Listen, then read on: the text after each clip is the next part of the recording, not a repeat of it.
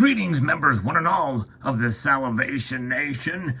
The wrong way versus the right way to fight inflation. Let's explore.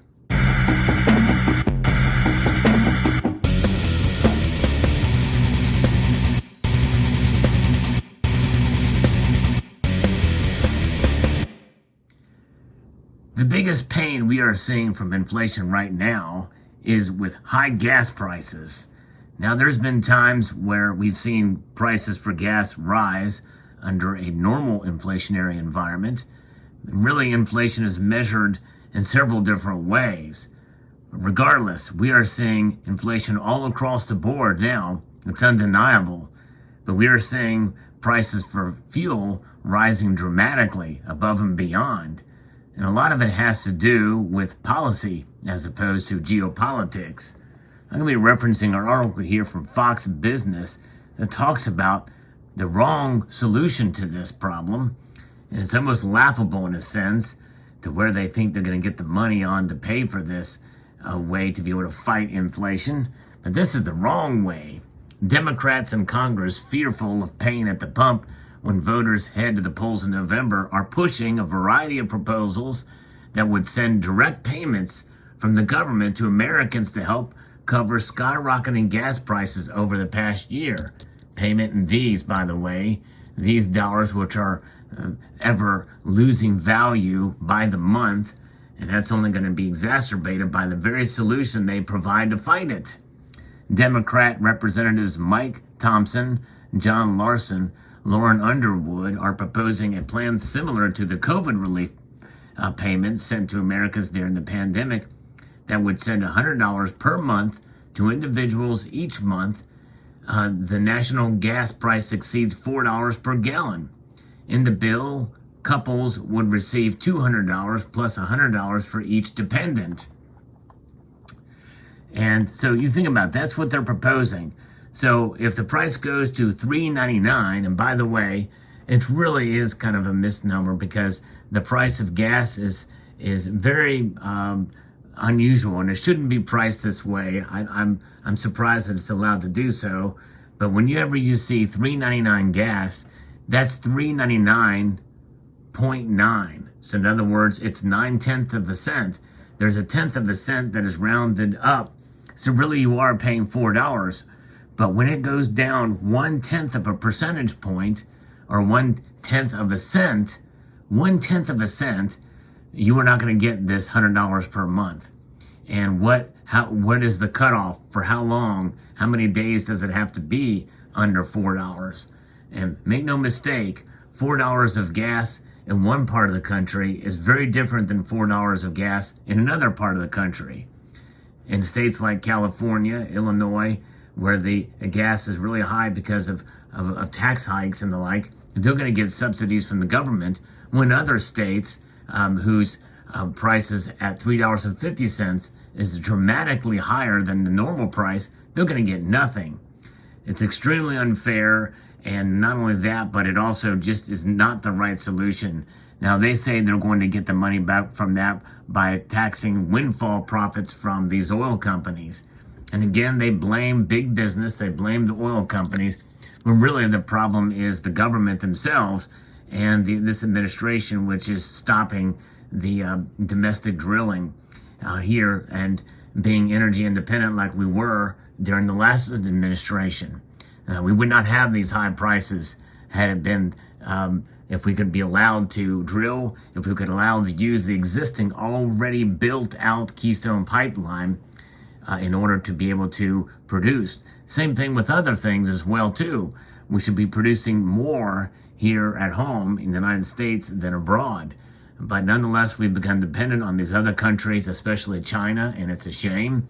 We should be more domestic production, and I think that is one way we could help to kind of keep things in focus and keep prices at least at bay. Obviously, things would be a bit more expensive if we produced much more here at home, but that's one way to do it the right way, is to be able to produce so we're not as affected by global events. Now, obviously, the price of gas has increased recently because of the invasion. of Ukraine, but it shouldn't have to be that way. So there is that. And the other thing is that, paying for it by supposed windfall profits from these oil companies, I don't think there's enough money there to do it. And how much are they really making, these oil companies, on gas prices? So what is the solution? What is the right way to fight inflation? I believe it is having a sound monetary system, folks, and being able to preserve the purchasing power of your money. Silver and gold are the ultimate form of money. They have been for thousands of years.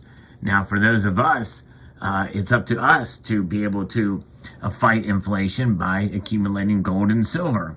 In fact, it has once been a method of comparison is to take a silver quarter. Back in the 1960s, early 1960s, a silver quarter could buy about a gallon of gasoline, thereabouts. That silver quarter, if you were to cash it in today, you could buy about a gallon of gasoline. You get about $4 or $5 for a silver quarter is what it would cost you. You're going to sell it back or somewhere around there. That's kind of the value of it. A bit above spot price, when you sell it and buy it, but that's about what a silver quarter were to cost. It preserves its purchasing power. Precious metals, and the government can't help us with that. They certainly won't help us with that. The government has what's nothing to do with a gold and silver standard. Heck, they're kind of ashamed to even talk about the gold that's in Fort Knox, which is why many people don't believe it's there. There's not really been a transparent audit of what we have in Fort Knox, or our holdings in other institutions such as the New York Fed and what have you. So there is that. But gold and silver are a way to preserve your wealth. And the other thing that is looming overhead that is exacerbating inflation is our national debt. Now, the national debt at $30 trillion right now is where it stands, is considerably less than where it was a couple of years ago at $28,000 when the dollar had more purchasing power.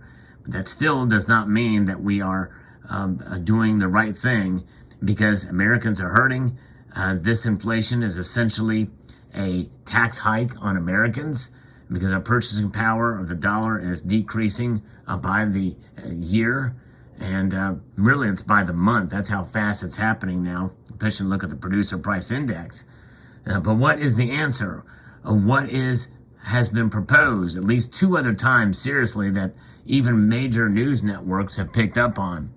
The proposal to get rid of our debt and to pay for activities like these big relief payments.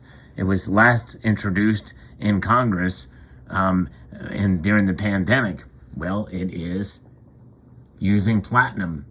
In fact, this very design has been talked about and bantered about as one way to pay for these goods and services, have these payments sent to Americans, is to back it up with platinum, because of a law and a loophole in the law that gives the Secretary of the Treasury the leeway to be able to set any dollar amount.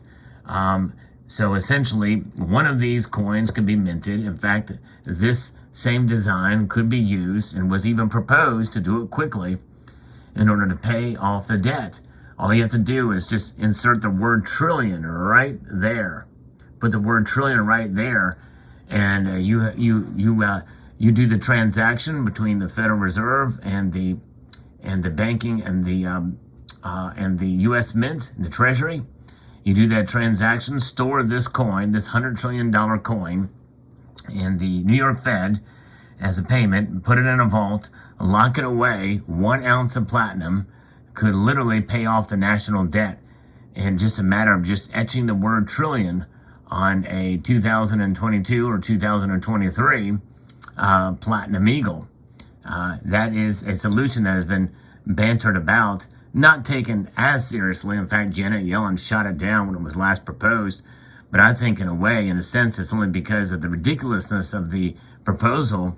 Once the floater was sent out to the media, they realized, you know what, that's just not going to sell it. There's no way we can let that go. Foreign countries would definitely not honor that either. But nonetheless, it does involve a precious metal that I think is undervalued these days. But there is that. I mean, it's pretty amazing to see what levels they will go to, what they can get through and get past the American people, and because they've already gotten past the American people a lot, and the American people have allowed this to happen time and time again. Our debt keeps increasing, our deficit increasing. We're at a wartime debt to GDP ratio now. I haven't seen this since World War II. It's beyond that now. It's just insanity. And we have so much incompetence in the federal government. It is laughable. I'm trying to do my taxes now, and they still have not processed my taxes from 2021. I've had to mail it in twice. It's insanity, and they still have not processed those again, even after having mailing them in again. And so I don't know how I'm going to pay the taxes for this year, but it just goes to show you that they can cash the check, but they won't process the returns. It's absolutely insanity. Government incompetence or government competence to the level of convenience for them. They'll cash the check, but they certainly won't process the returns. And if they're going to be incompetent there, still have not completely spent the first round of COVID money that's been sent out. And so the IRS, the federal government, is definitely reeling from the pandemic, apparently, and they've not hired enough staff. They've not done the work to process our returns. Incompetence and ridiculousness, really, in the end, where they can't even spend the money that Congress appropriates. It's that bad. There's that much money out there floating, and they can't even spend it all. But nonetheless, the right way to fight inflation is for us to protect ourselves with gold and silver.